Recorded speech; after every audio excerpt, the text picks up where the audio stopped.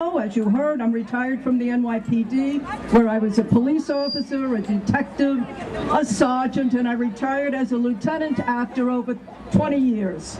I also was a criminal defense attorney working here in Manhattan. I represented indigent clients. I just retired again from teaching criminal justice at Mercy College.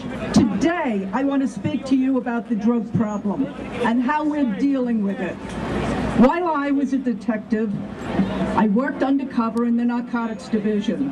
I went out on the streets of the Bronx and Manhattan with a drug addict who would introduce me to people he knew were selling drugs, dealers. And I bought marijuana, heroin, cocaine, pills, whatever was for sale.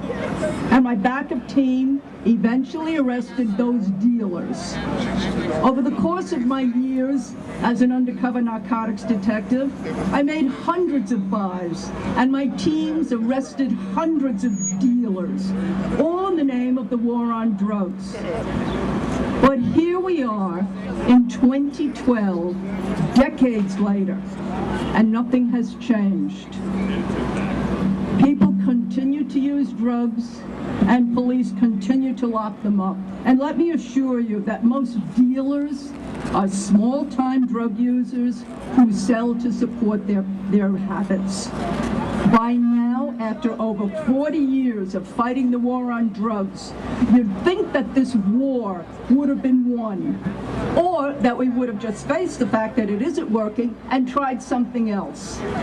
Yet, just a little over a year ago, as you know, over 50,000 people were arrested here in New York City for the possession of small amounts of marijuana. I'm here today as a member of Law Enforcement Against Prohibition, L.E.A.P. And it's an international non-profit organization founded in 2002 by 5 police officers. We now have over 100 speakers in 15 countries. Police officers, prosecutors, judges, DEA agents, U.S. Marshals, corrections officers, current and retired. And we have over 40,000 civilian supporters in 78 countries. L.E.A.P's mission is to educate people about what occurs out on the front lines of our failed drug policy. Our name, Law Enforcement Against Prohibition, of course refers to the prohibition of alcohol in this country back in 1920 to 1933. This period of time was characterized by gangsters and violence.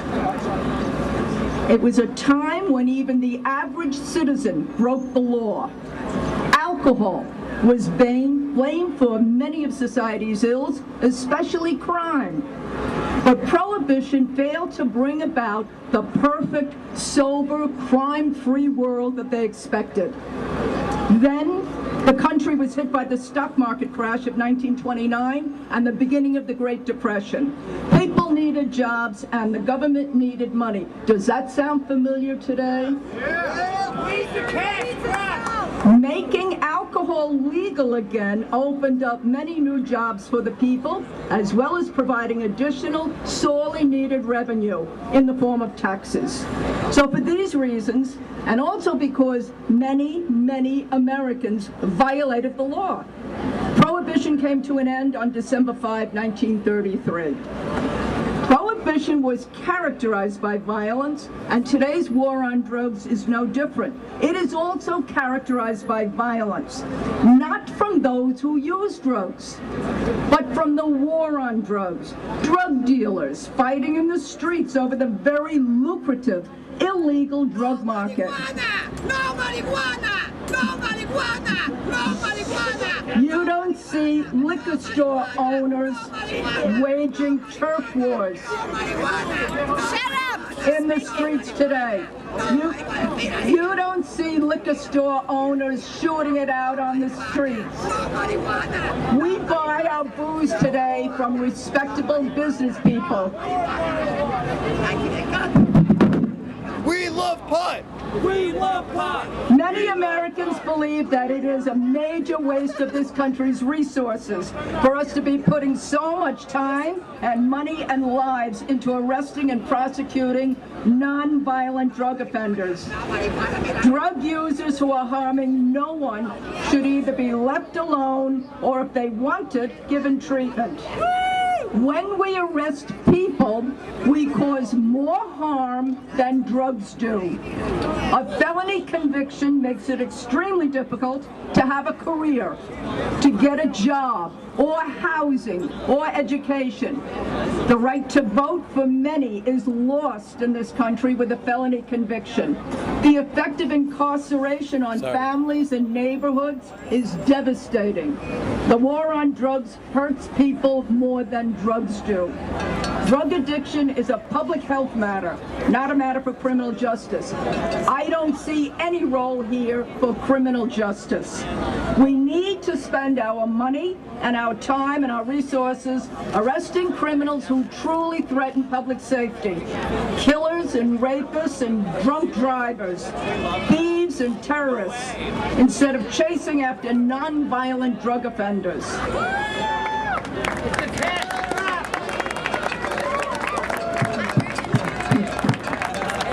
They say that insanity is doing the same thing over and over again and expecting a different result.